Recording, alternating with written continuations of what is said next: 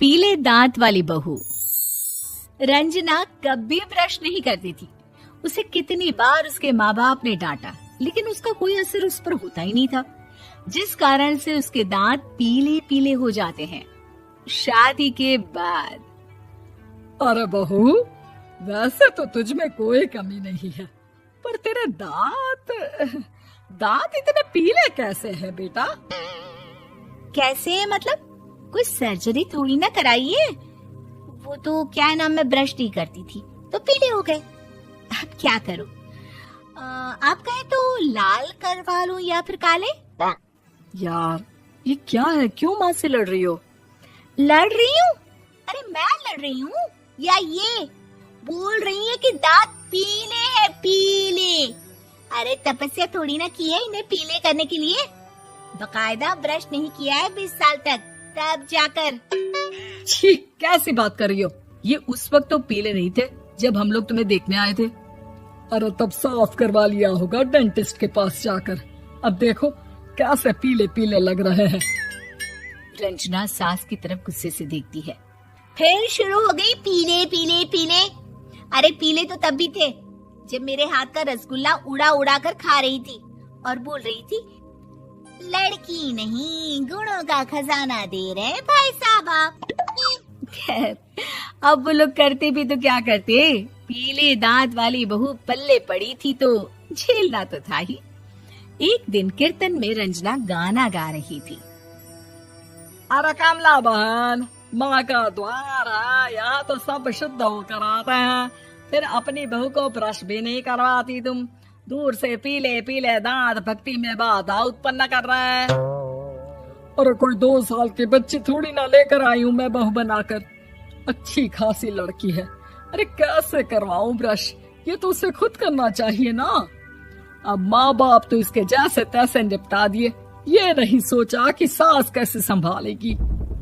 सास बहू को लेकर घर आ जाती है, लेकिन सोच लेती है कि अब इसे लेकर कहीं नहीं जाएगी। अगले रोज बहू कहती है, अरे क्या हो गया, मंदिर नहीं जाना क्या? कीर्तन का वक्त हो रहा है। मेरी मधुर वाणी से कान्हा जी जागते हैं और सोते हैं। आप तो जानती है ना उनकी भक्ति में कितना मन लगता है मेरा। वो क्या है ना, तबीयत ठीक नहीं लग रही है मेरी, आराम करूंगी मैं। तबीयत ठीक नहीं लग रही? अभी तो मिथुन के गाने पर नाच रही थी आप, और अब बोल रही है कि तबीयत ठीक नहीं लग रही। अरे भक्ति में मन लगा लो सासू माँ, ऊपर जाना है, क्या मुंह दिखाओगी आप? हाँ? सास को बहू की बात पर गुस्सा आ जाता है। मैं क्या मुंह दिखाऊंगी, इसकी चिंता तो ना कर, समझी? अपने मुंह की चिंता कर, जो ये पीले पीले दांत लेकर हर जगह पहुंच जाती है। पता है लोग कितना मजाक बनाते हैं। ना जी ना, मैं नहीं जाना कहीं तेरे साथ। तो ये बात है, कोई ना, मत जाओ, मैं अपने कमरे में ही बैठकर भक्ति कर लूंगी। ऊपर वाला दांत थोड़ी ना देखता है, मन देखता है, भावना देखता है। और अरे बस बस, तू सब कुछ दिखा, बस ये सफेद चमकदार दांत ना दिखाना किसी को, है? जा यहाँ से। बहू को सास की बात का कोई फर्क नहीं पड़ता, वो तो जैसी थी वैसी ही रह जाती है।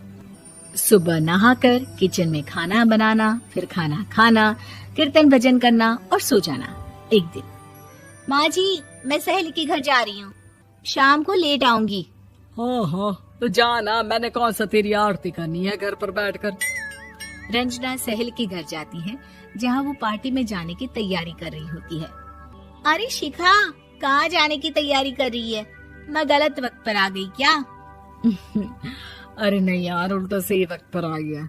मैंने ये साड़ी और ज्वेलरी निकाली है यार, शाम को इनके ऑफिस की एक पार्टी में जाना है।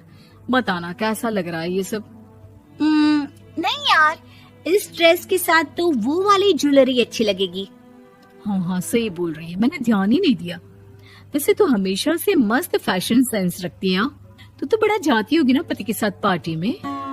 रंजना कुछ नहीं बोलती, बस सोचती है कि यार काश ये बात सही हो जाती, पर मैं क्यों नहीं जाती पार्टी में? क्या इन लोगों की कोई पार्टी होती नहीं होगी? रंजना घर आती है और रात में पति से सवाल करती है, एक बात बताइए, आप मुझे किसी पार्टी में क्यों नहीं ले जाते? क्या आपके यहाँ ऑफिस में पार्टी नहीं होती? पति बेचारा क्या कहता कि दांत पीले हैं तुम्हारे इसलिए। अरे कोई पार्टी होती नहीं हम लोगों के ऑफिस में, तो कहाँ से लेकर जाऊं? और मार्केट, मॉल, कहीं वीकेंड घूमना, कहीं तो। अरे यार सारे हफ्ते में एक छुट्टी मिलती है, तो सोचता हूँ कि आराम ही कर लूं। क्यों? रंजना मन मार के रह जाती है। पहले कभी सास के साथ मंदिर जाया करती थी, लेकिन वो भी सास ने ले जाना बंद कर दिया। घर बैठी बैठी रंजना बोर हो जाती है। तभी उसे आइडिया आता है और वो मायके जाने का सोचती है। सासू माँ, 2 दिनों के लिए मम्मी के घर जा रही हूँ। अच्छा ठीक है, आराम से जा। और हाँ, माँ से कुछ अच्छी आदत सीख कर आना कि कैसे शरीर के हर भाग की तरह दांतों की सफाई भी जरूरी होती है, समझी? शुरू हो गई ना आप। वो लोग आपकी तरह नहीं है कि छोटी छोटी बात का बतंगड़ बना दे। उन लोगों के लिए मैं मायने रखती हूँ, ना कि मेरे पीले पीले दांत। रंजना माँ को बिना बताए उन लोगों को सरप्राइज देती है, लेकिन जैसे ही वो दरवाजे पर पहुंचती है, अंदर देखती है कि घर वाले कहीं जा रहे होते हैं।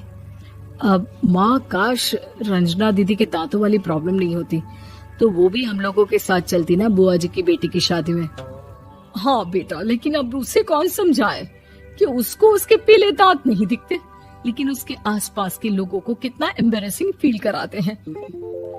मुझे तो कितनी बार उसके स्कूल की टीचर ने शिकायत की कि उसके साथ कोई लड़की बैठना भी नहीं चाहती, और ना ही कॉलेज में कोई उससे बात करना चाहता था। लेकिन पता नहीं क्यों उसे ये बात समझ में ही नहीं आती। कोई कमी नहीं है उस लड़की में, बस यही कि दांत पीले हैं। वो तो भला हो जीजा जी और उनकी माँ का, जो दीदी को जैसी है वैसे ही रखा हुआ है। रंजना को अपने घर वालों की बात सुनकर बहुत दुख होता है। वो सोचती है कि वो क्या करे, लेकिन फिर वो सीधा डेंटिस्ट के पास जाती है, अपने दांत चमकाती है और कसम खाती है कि वो रोज ब्रश करेगी। अरे क्या हो गया? तुम तो 2 दिनों के लिए गई थी ना, पर कोई ना, अच्छा है, चलो आ गई तो। रंजना सास के सामने आकर खड़ी हो जाती है और पूरी स्माइल करती है, उसके चमकदार दांतों को दिखाती हुई। हैं?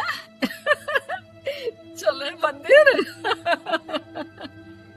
माँ, मुझे माफ कर दीजिए, मैंने आप लोगों को बहुत एम्बैरेसिंग फील करवाया। मैं आज से रोज ब्रश करूंगी।